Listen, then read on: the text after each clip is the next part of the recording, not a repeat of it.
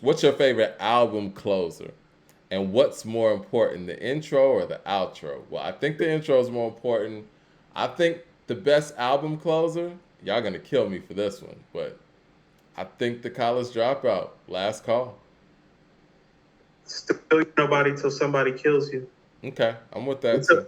Till somebody does otherwise. Till somebody ends an album with a song better than that and more chilling than that, with a better rhyme scheme pattern and better rhymes and a better hook and a better name it. I'm okay with that. That's chilling. It's into a rap album ever. It's not. I mean, for me, it's not even like close. It's like the last song on everybody's album is worse than that. Everybody's album. So hold on. You're not even going to entertain Last Call on the College Dropout. I'll entertain It Ain't Hard to Tell on Illmatic. That's a great closer too.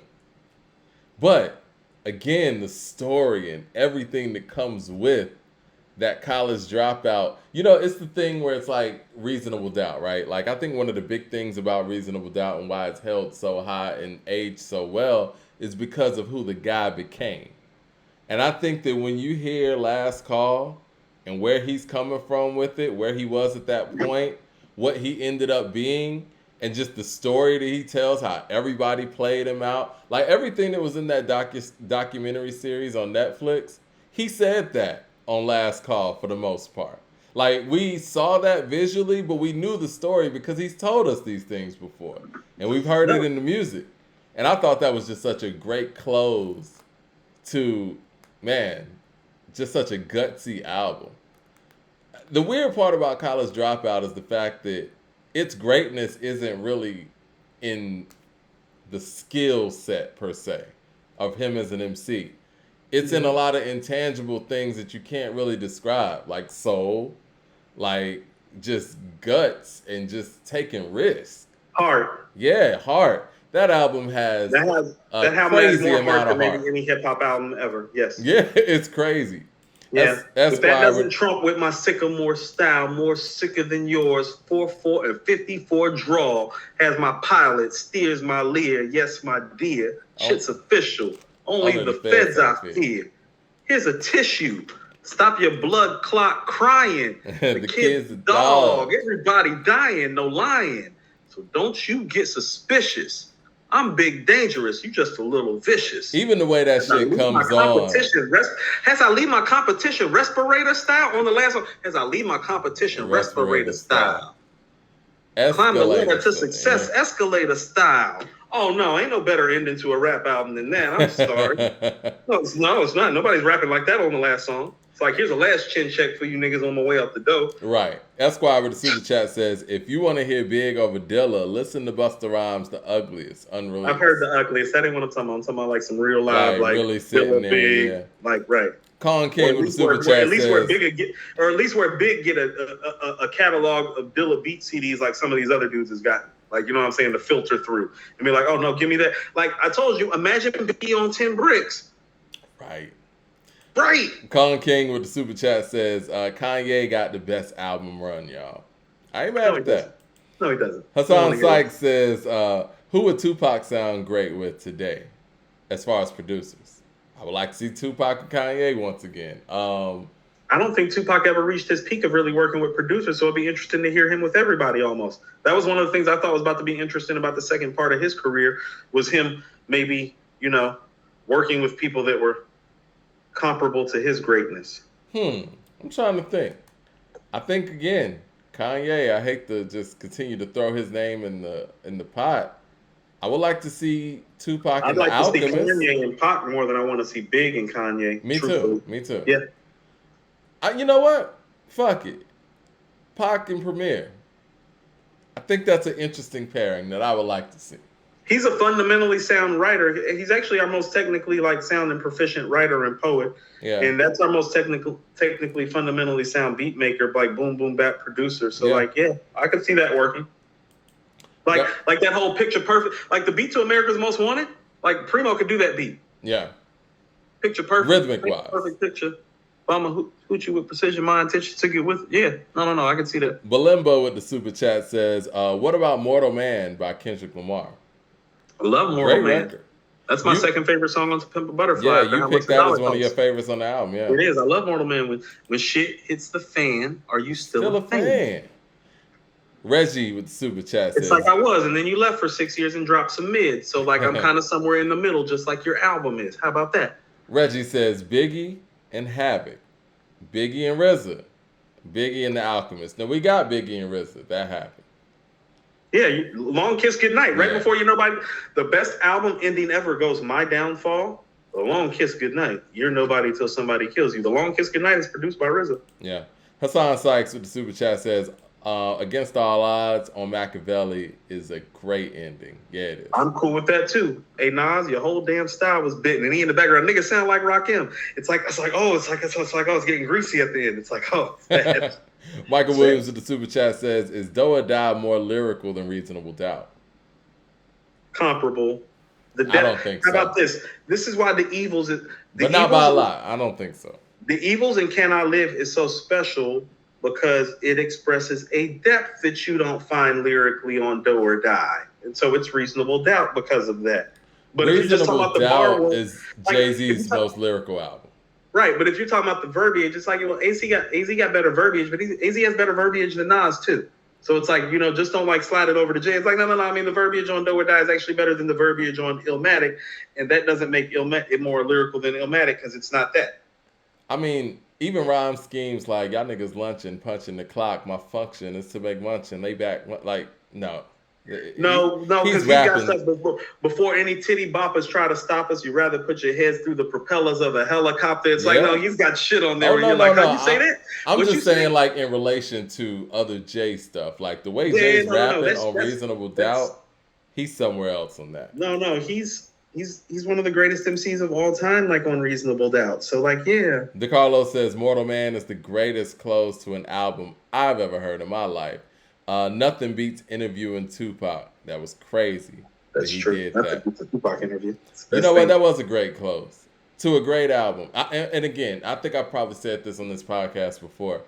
For me, the brilliant moment on To Pimp a Butterfly was the fact that they actually did the research and they were listening to how I actually was doing, and people really weren't feeling the record, and they chose to put the live version on the album. I thought that was brilliant.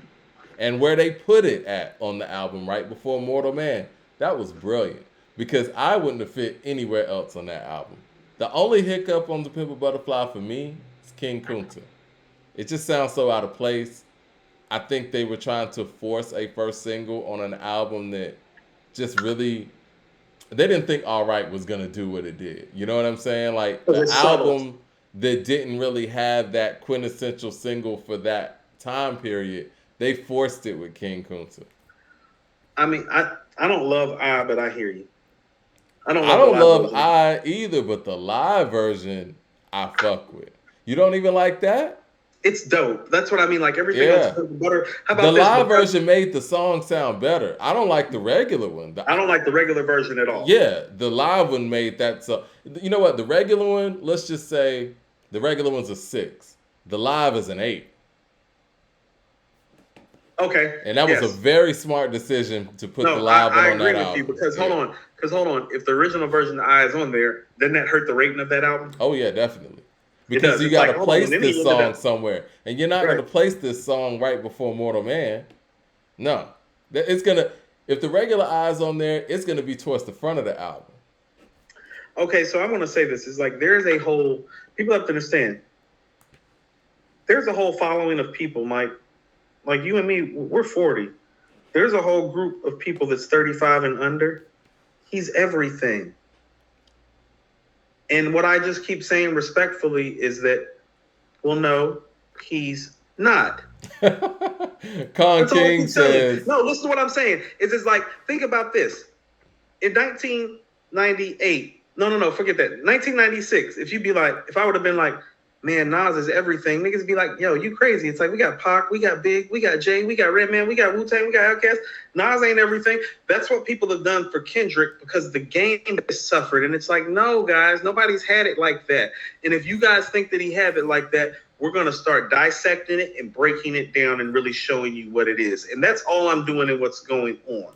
People have given, no, to whom much is given, much is expected. And it's like, oh, well, if it's holding up like that, fam, let's go ahead and check and see. And we checking and seeing it's not holding up like that. You rapped for 5 years straight. You disappeared for 5 years straight.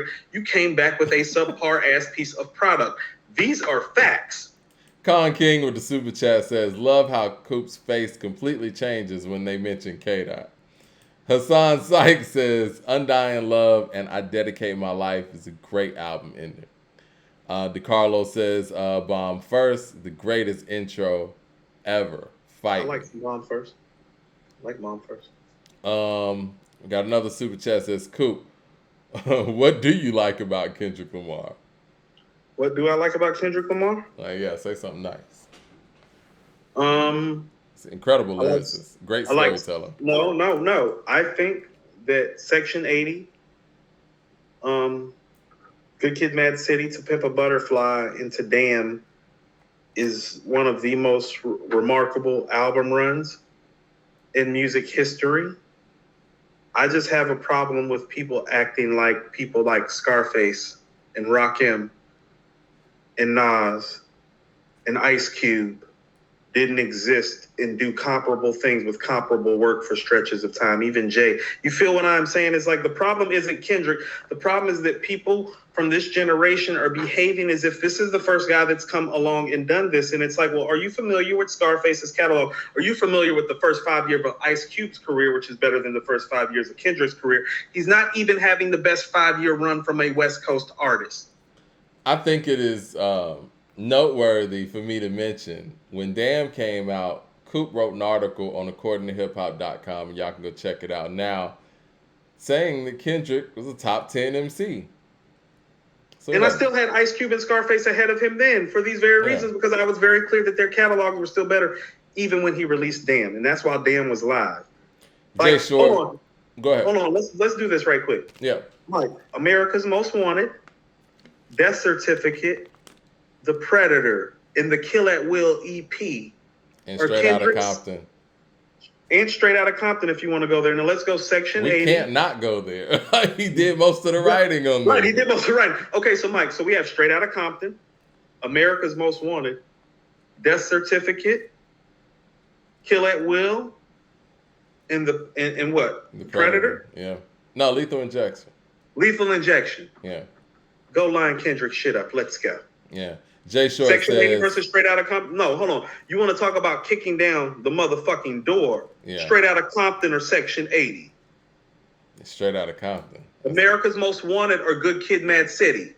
For me, I'm going America's Most, but if somebody said Good Kid, Mad City, I wouldn't be mad. How about this? Here's what I tell you. That's a draw to me. But what if I told you Death Certificate's still better than To Pimp a Butterfly? Because that shit's real. It is. Right. No. But see, again, Death Certificate is in my lane. So hold on. So listen, Ice Cube never gets talked about as the greatest MC of all time. He has a catalog that's comparable to Kendrick's. Yeah. Jay Short says, does he get talked about as the greatest MC of all time the way Kendrick does? He should be, but no. That's all I'm saying about how people got Kendrick overrated, because it's like, no, you need to talk about him the way you talk about Ice Cube, the way you talk about Scarface. Jay Short says, why does no one seem to want the number one spot? You know who does want it? Jack Harlow. He said that.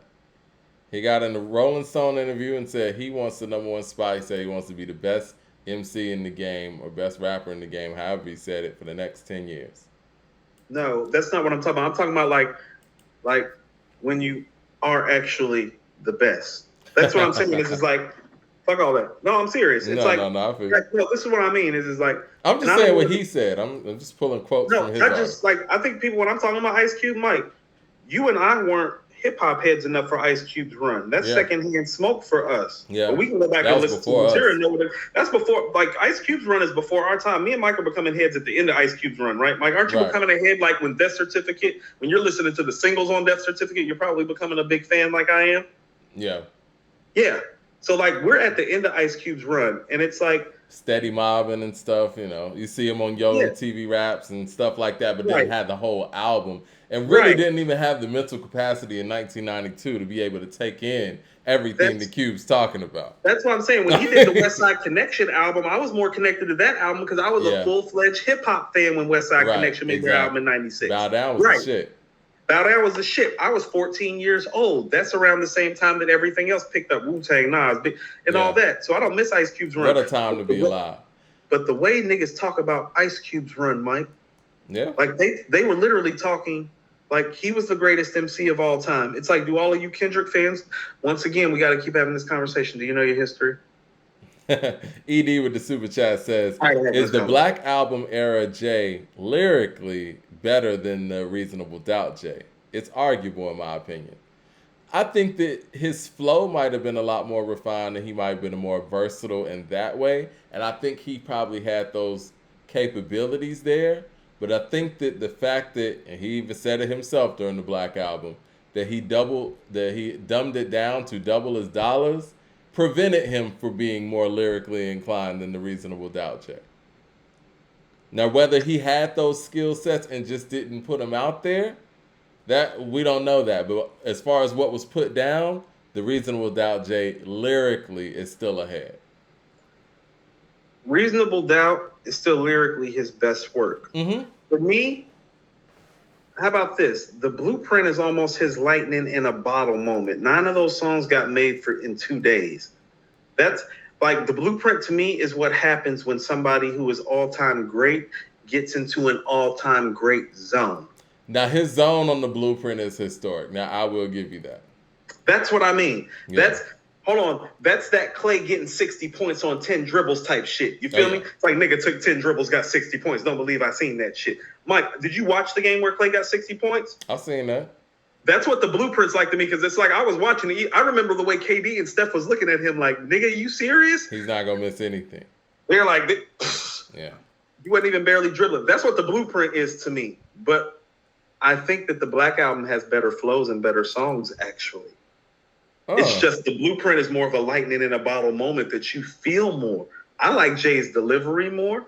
I like the overall songs a little bit more. Like the high-end songs on the Black Album, I like more than I like the high-end songs on the Blueprint. Just truthfully, just for me. I disagree with you on half of that. Now, I do agree with you as far as like him rapping. I think he actually rapped better on the Blueprint 2 than he did on the Blueprint. If we just talk about rapping. On the Blueprint 2. If you're talking lyrically rapping, he actually rapped better on the Blueprint 2 than he did on the Black Album and on the Blueprint if we're talking lyrically. Right. But if we're talking about putting it together, like the flows that are on the Black Album are stunning, but the song structure and the actual validity and the weight that the songs hold is realer to me. It's like, that's what I mean. Blueprint's a lightning in a bottle. It's like, well, you can tell that he's in a lot of beef. He's trying to build out Rockefeller. Yeah. He's getting older. It seems like he might be dating somebody new. You feel me? I think the Black Album is his creation. Yes. Yeah. Yes. And so I think that the Black Album is more impressive song and flow-wise than the Blueprint. The Blueprint's just a moment. You know what I'm saying? It's got Takeover. It's got You Don't Know. It's got Heart of the City. It's got All I Need. It's you know powerful. What I'm saying? Yeah. It's powerful. It's got those moments. But it's like the dude that's on What More Can I Say? And Allure. Yeah. And the storytelling on 99 Problems. The flows on PSA. You know what I'm saying? The lyrical bar work on Threat. You know what I'm saying? Yeah. The swag on Get the Dirt Off Your Shoulders and Change Clothes. It's like, no, he's doing a nice ass job on Great Black balance. Like, you know, it's like he was leading up to that balance and finally got it on the Black Album. Reggie with the super chat says, fellas, we need 5 MCs for a posse track. 1, who you calling? 2, who's the producer? And who's the first on the track and who gets the last verse? What a complex question. Mm. From Do the MCs have to be alive? Do the MCs have to be alive? Well, he didn't say that, so you could just. So what, you gonna go Big Pop, I want Prodigy Jay, to start every rap song off. I just want to hear P first to start off a rap song. So I'm taking Prodigy. I'm gonna go real generic here, man. I'm gonna go Nas, J, Pac, Big. They said 5. Oh, it said 5. Throw Rakim in there. Shit. I want Who do I want to start that off? I want Prodigy and Scarface. Actually, I want Prodigy to start and I want Scarface to close. In between, give me Beanie Siegel. I like that.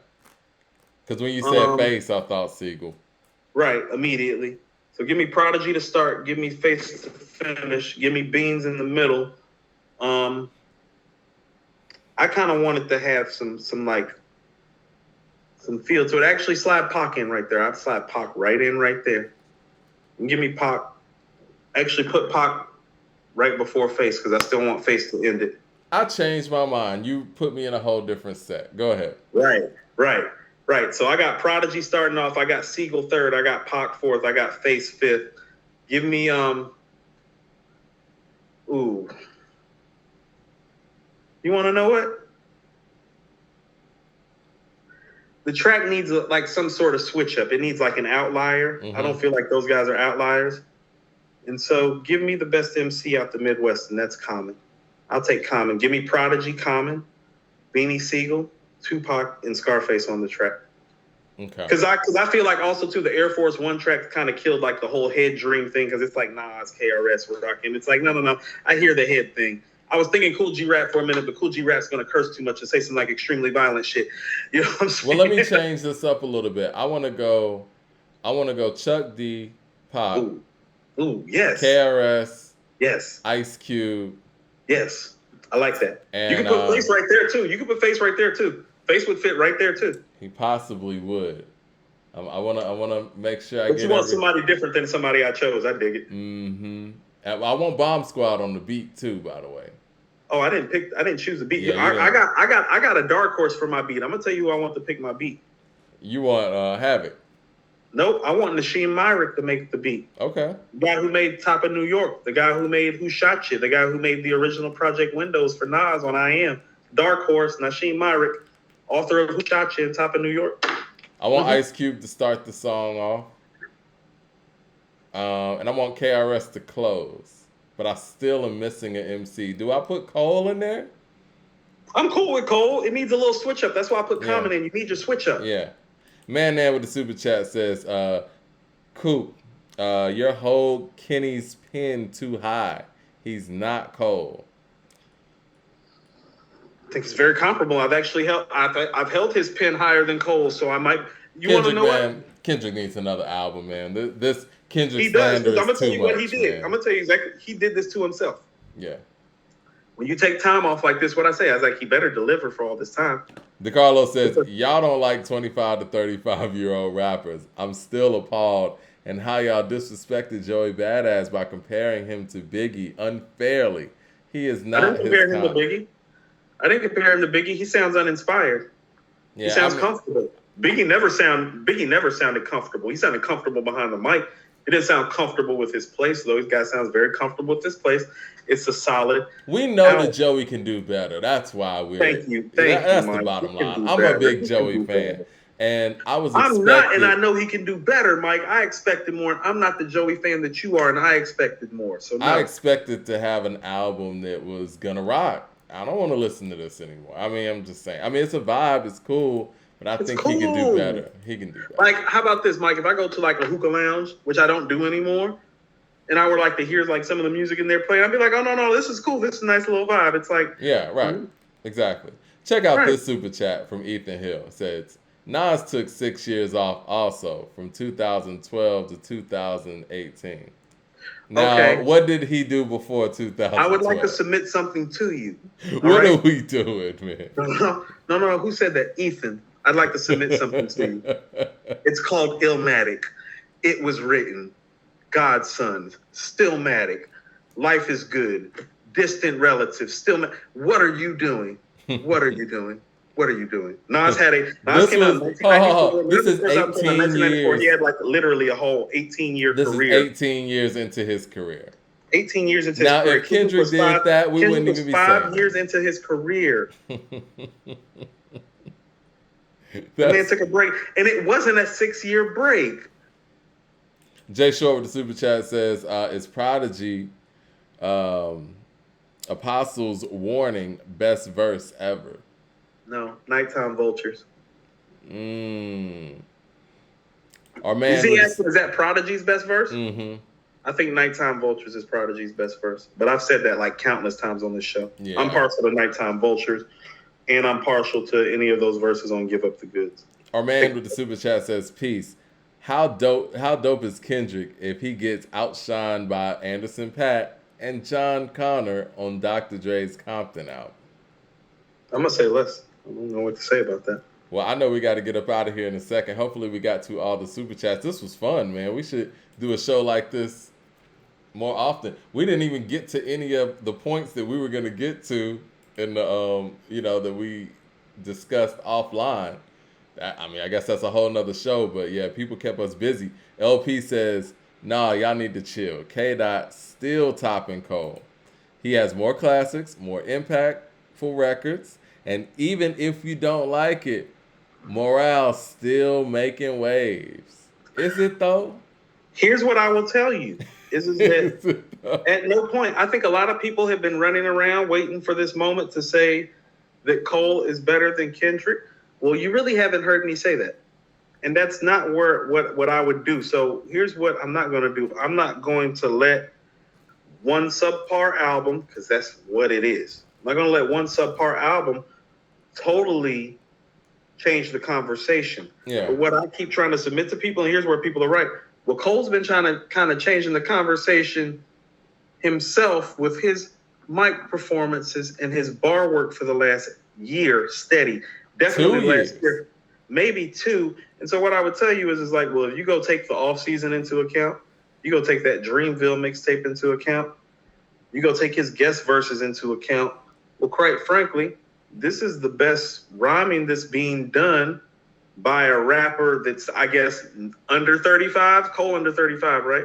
It's the best rapping being done by a rapper under 35 right now by far, because Conway and Nas and Gibbs are all on the other side of that. Mm-hmm. And he's literally, for me, is one classic album away from reversing this conversation. He is. The next album's really important. Nas the GOAT says, "Give me Nas, Common, Lupe, Mos Def, and Black Thought." I like that mix. I like that. LP says, "Y'all need to do Spaces and let us chat with y'all." That'd be cool. I thought about doing that, Coop. I thought. Do like well, no, Twitter I mean, space? if first of all, we are already pressed for time. Yeah, I know. But what I would actually say is that for those of you, I mean, you want to talk about the Monday show right quick before we get out? I think that's what we should do. Yeah. I mean, so a lot of you all have been asking. Mike and I have kind of been trying to find the place, the space, and the time to do it. But we're going to do our first Monday show live on August 14th. A lot of you all have been saying that you want to debate us. First of all, you don't want no smoke with me. I'm going to embarrass you. And second of all, you've been wanting to hear live music. We're going to work out a subscription for 4 shows that you'll be able to get through the According to Hip Hop website. And on those 4 shows, you're going to have our Monday wrap up about whatever news and events, mostly album reviews, but we'll be able to play music. One of the things, and this is what I mean you can look forward to. Well, one of you gave us a super chat last week and said, what's the better verse, AZ on Life's a Bitch or Nas on Verbal Intercourse? Oh, well, we get to put that live and break it down for you on the Monday show. Yeah. So we can get into those type of discourse and dialogue where we can really check the rhyme, check the beat. Part of the rationale for making August 14th our kickoff show is because we have one of the game's best East Coast MCs and West Coast MCs dropping albums on the same day. Black Thought and Danger Mouse are dropping Cheat Codes, and the game is dropping Drillmatic. And so we figure what a better and more appropriate time than to start being able to play music live and break down what we think are going to be 2 of the best rap albums this year. And we like to thank you all for your support and for taking this journey with us. And we hope and pray that you keep on supporting us. We're going to have the subscription links up soon. Just be patient with Mike operations wise as we get things built out. But for, a small price, and, a lot of you all who are super chatting can kind of just look at it. It's like, well, I might just take my super chat to the subscription and, get 4 extra shows a month that aren't going to be available on YouTube. And I'm just going to be honest with people. YouTube takes 30%. Man, that would do. Yeah, they take 30%. When you super chat us, YouTube eats 30% of that immediately. Right. Before we see it. Yep. Man, with the super chat says Beyonce's new album is super trash. Poor, I'm gonna go pure. listen to it now. He said, in my opinion, mediocrity. Poor, pure mediocrity, in my opinion. I'm gonna go listen to it too. Now. DeCarlo says, Biggie, Styles P, You Got, Tyler, and Black Thought. Interesting. I wonder who would produce that. I got one. It's like Big Pun, Cool G Rap, Twista. You know what I'm saying? It's like Tretch, Big Pun, Cool G Rap, Twista, Tretch. Give me one more. Crazy Bone. Crazy Bone. Okay. Crazy Bone. I can see that. Yeah. And on that note, man, we out of here, man. Y'all have a great weekend. Great show, man. This was fun. We should do this more often, like I said. We didn't even get to talk our shit. Oh, one more super chat before we get out of here. Somebody said, damn, YouTube is straight gangster. All right, it says, Coop knows that Kendrick Lamar is a treat. K-Dot coming for your top 5. He probably meant threat. K-Dot's great. He needs another album, man. You need to come back to back. But I do want to say this too. Hey, can we at least shout out Wiz right quick? Because here's the real conversation. Let's talk about the conversation we want to have. And here's something to leave people with. Can y'all tell me outside of Mary and Jay-Z how Beyoncé has contributed to hip-hop culture to a degree that every rapper in the summer of a great rap year is scared to drop on this day? Because that's what just happened. We're sitting up here having an open-ended show because there wasn't any music to really review outside of Wiz dropping his album because everybody cleared the decks for Beyonce. Mm-hmm. Beyonce's following isn't even like a base of a hip-hop following. I'm going to say what somebody told me behind the scenes. It's mostly black women and gay black men. And that's really not the main audience for people who buy hip-hop records or even the people that follow this. And I know it kind of crosses over. And we're accepting of everybody and everything. But while everybody is actually giving their personal takes on this album, I want people to actually think about what is Beyonce's place in this hip-hop space. She doesn't do features for your favorite rappers like a Mary J. Blige or a Faith or even Mariah Carey. Or even Mariah got more work in the hip-hop game than Beyonce did. She got Old Dirty Bastard on Fantasy. She got The Locks. She got Nas. Mobb Deep, Method Man and Redman. Think about it.